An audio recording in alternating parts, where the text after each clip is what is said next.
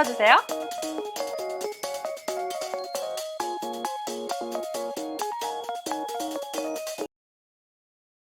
여러분 안녕하십니까? 기업엔 백규리입니다. 8월 12일 오늘의 경제 뉴스 전해드리겠습니다. 5세대 이동통신 관련 비용 여파로 LG U+의 올해 2분기 실적이 상당폭 둔화된 것으로 나타났습니다. LG U+는 2분기 영업이익 1,486억 원으로 작년 동기보다 29.6% 감소했다고 지난 9일 공시했습니다. 영업이익이 감소한 것은 마케팅 비용과 5G 투자에 대한 감가상각비 등에 따른 것으로 보입니다. 영업이익 같은 기간 매출은 3조 1,996억 원으로 7.3% 늘었고 단기순이익은 985억 원으로 28.1% 감소했습니다. LG U+ 이혁주 부사장은 2분기 U+ 5G 서비스의 경쟁 우위와 네트워크 인프라의 1등 품질 확보를 위해 역량을 집중했다며 서비스 중심으로 5G 시장의 차별화된 성장을 주도하고 기업 가치와 주주 가치를 제고할 것이라고 말했습니다. 이마트가 창사 이래 처음으로 분기 실적 적자를 낸 것으로 나타났습니다. 이마트는 올해 2분기 영업 손실이 299억 원 발생해 지난해 동기 대비 적자로 돌아섰다고 지난 9일 공시했습니다. 이 기간은 매출액은 4조 5,810억 원으로 14.8% 늘고 단기 순손실은 266억 원으로 적자 전환됐습니다. 대형마트를 찾지 않은 1인 가구가 증가하고 온라인 쇼핑 비중이 높아진 것이 실적 악화에 영향을 미쳤다는 분석입니다. 이마트 측은 2분기는 전통적으로 비수기이며 연간 보유세 반영에 따른 일시적 적자라고 설명했습니다. 코오롱 인더스트리가 올해 2분기 매출액 1조 1,491억 원, 영업이익 616억 원을 달성했습니다.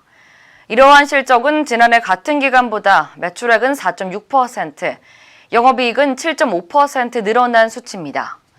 매출액은 산업자재와 필름을 필두로 제조군의 판매 물량이 확대되면서 전년 동기 대비 상승했고 영업이익 역시 원료 가격과 공급이 안정화 추세에 접어들면서 실적이 개선됐습니다.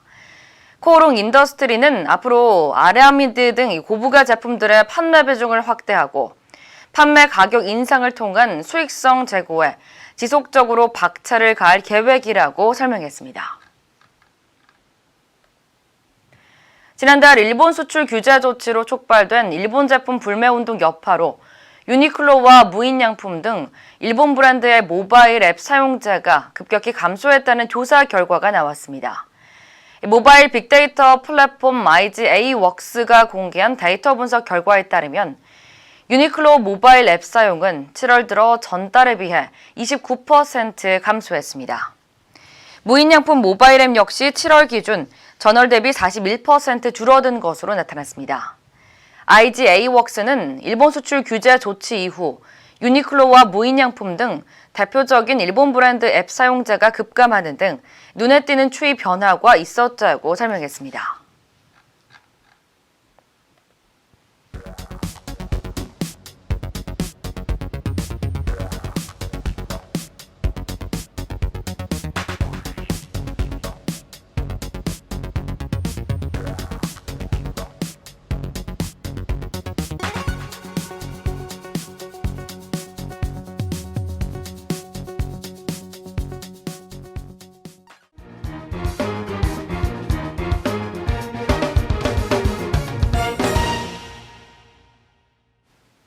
기아자동차 인도 공장이 현지 시간 8일 소형 SUV 셀토스 생산을 시작으로 본격 가동에 들어갔습니다.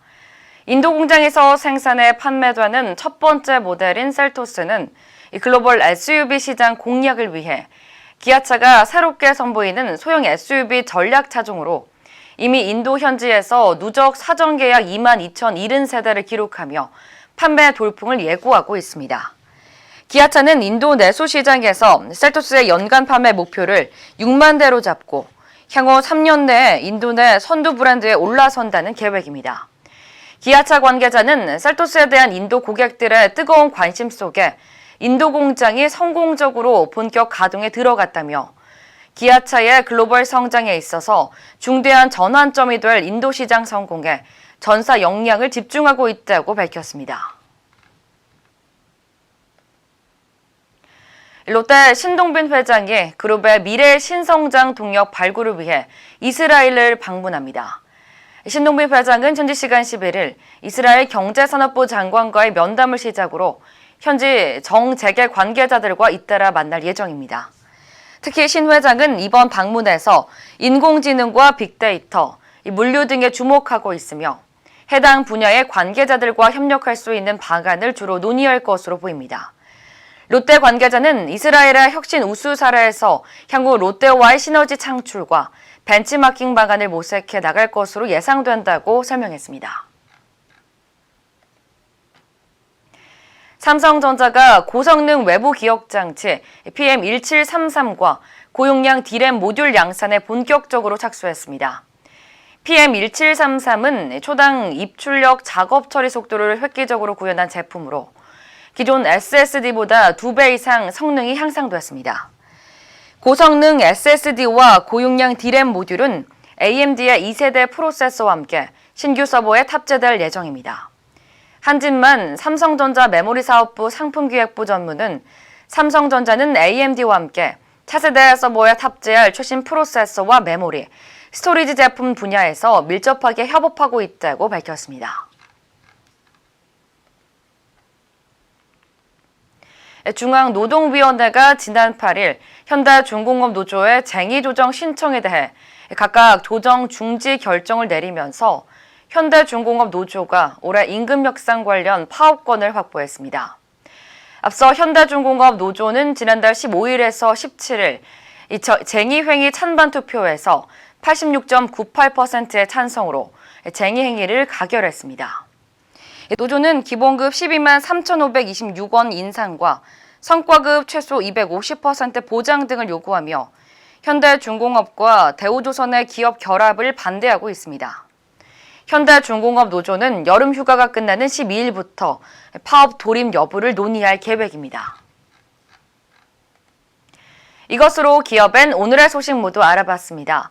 시청해주신 여러분 고맙습니다.